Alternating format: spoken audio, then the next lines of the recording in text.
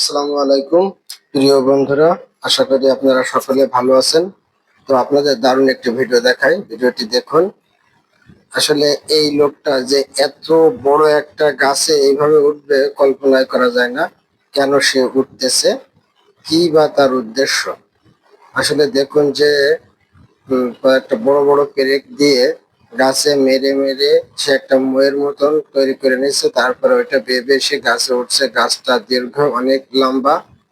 তো আসলে দেখেন, উপর থেকে কিছু ফেললেই বোঝা যাচ্ছে গাছটার কত উচ্চতা এবং কত উচ্চ। চারিপাশে পাহাড়, সেজন্য এক সবুজের সমারোহের উপরে উঠে গেছে, প্রায় মেঘের কাছে, এরকম একটা অবস্থা।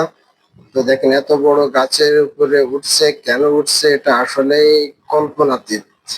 সে কতটা রিস্ক নিয়ে এই গাছটার উপরে উঠতেছে, আসলে দেখে প্রথমত তো বোঝাই যাবে না সে কেন এই গাছে উঠছে।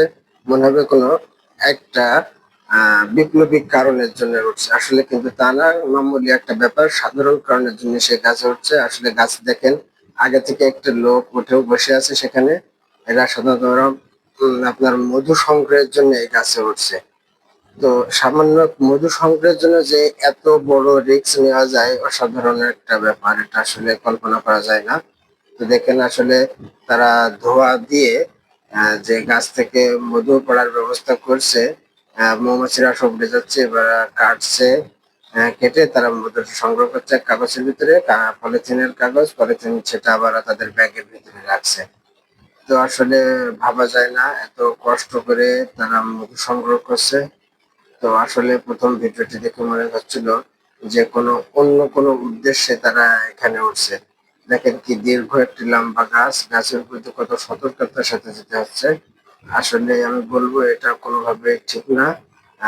মধু সংগ্রহের জন্য এত বড় রিস্ক নেওয়া যায় না, তাদের সেফটির কোনো ব্যবস্থাও নেওয়া নাই। তো আসলে ভিডিও দেখে আপনাদের আশা করি ভালো লাগবে। আসসালামু আলাইকুম। আসসালামু আলাইকুম প্রিয় বন্ধুরা, আশা করি আপনারা সকলে ভালো আছেন। তো আপনাদের দারুণ একটি ভিডিও দেখাই, ভিডিওটি দেখুন। আসলে এই লোকটা যে এত বড় একটা গাছে এইভাবে উঠবে কল্পনাই করা যায় না। কেন সে উঠতেছে, কি বা তার উদ্দেশ্য? আসলে দেখুন যে কয়েকটা বড় বড় পেরেক দিয়ে গাছে মেরে মেরে সে একটা ময়ের মতন তৈরি করে নিয়েছে, তারপরে ওইটা বেয়ে বেয়ে সে গাছে উঠছে। গাছটা দীর্ঘ, অনেক লম্বা। তো আসলে দেখেন, উপর থেকে কিছু ফেললেই বোঝা যাচ্ছে গাছটার কত উচ্চতা এবং কত উচ্চ। চারিপাশে পাহাড়, সেজন্য এক সবুজের সমারোহের উপরে উঠে গেছে, প্রায় মেঘের কাছে, এরকম একটা অবস্থা। তো দেখেন, এত বড় গাছের উপরে উঠছে, কেন উঠছে এটা আসলেই কল্পনাতীত।